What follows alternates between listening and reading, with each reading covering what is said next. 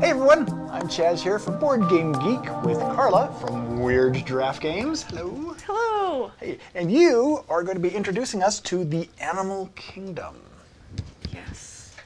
Okay, take it away. So Animal Kingdoms, it's a game for 1 to 5 players that plays in about 45 minutes where you are trying to take over the different kingdoms. Each of the kingdoms has a different decree.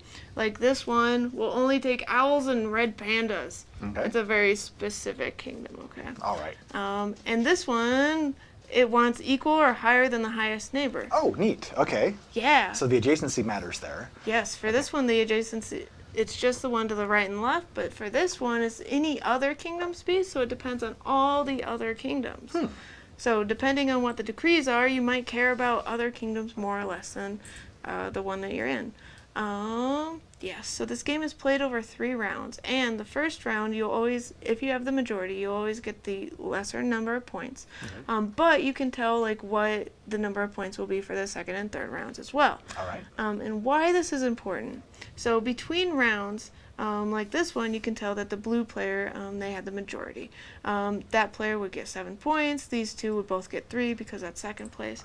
But anyone that's on a spot that's not a king spot would go back to the person. Okay. Oh, So this king spot, instead of going back, they'd stay there for the next round. Okay. So this blue player, they know that the this kingdom is going to be worth the most points at the end of the game. So they're preparing, and they already have 1 influence there for the next round. Okay, so you kind of have to be thinking ahead a few steps as you're placing your pieces there, because of the next round, it's going to matter if you're sticking around. Yes, it will. Nice. All right, so how do the cards work into this? How does a typical turn work using these cards? So you're going to have a hand of 4 cards. Okay. So you have your hand, and you can see what the different options are for the different kingdoms.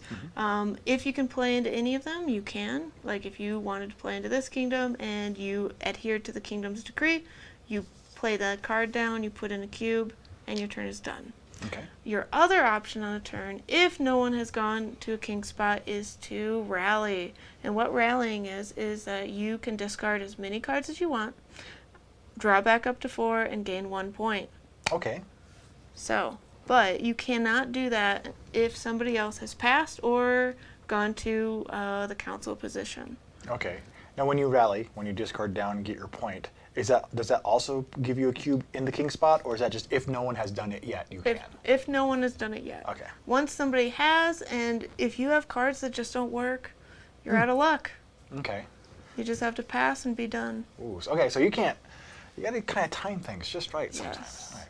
Now, I also notice it looks like some of these have cards on them. So is this some variability going on with the different rule sets for each kingdom? Yes, so each round, each of these rule sets change out. So you're going to be seeing 15 different decrees over the course of a game. Oh, each round. There you Yeah. go. Oh, nice. Okay. Yeah, so even if you play 2 games in a row, you can go through the entire deck of decrees and have a very unique set of 2 games. Wow. Yeah. Okay. So after the third round, is it essentially just whoever has accumulated the most points wins? Yes, but there are hidden points.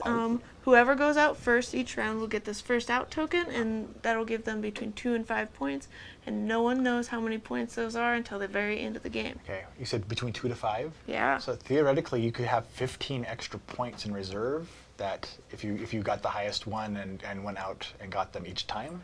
I think the max would be 12 because they're unique. They're unique. Okay, Yeah. that makes sense. It's not going to be 3 5s. It's going to be like 5 4 3 or something like that. Yeah. Okay, we're going to go with what you said. Yeah.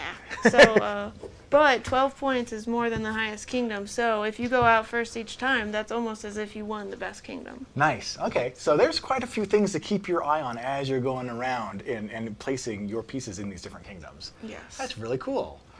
Where is this in terms of its development? So this is in stores now. It just was on pre-order in January, so you can order it, and it's in game stores as well. Oh, that's an excellent place for them to be. Whoa. And it's where you should be too. Go Yes. check out your local game store and look for Animal Kingdom. And before we go, the most important question in this deck of cards, is there a weird giraffe? There is, in fact, a weird giraffe. Yes! Whoa! It's right there. Awesome! There we go. All right, so if you want a game, that has everything. Check out Animal Kingdom. Thank you, Carla, for joining us. Thank you so much for having me. And we'll talk to you again real soon.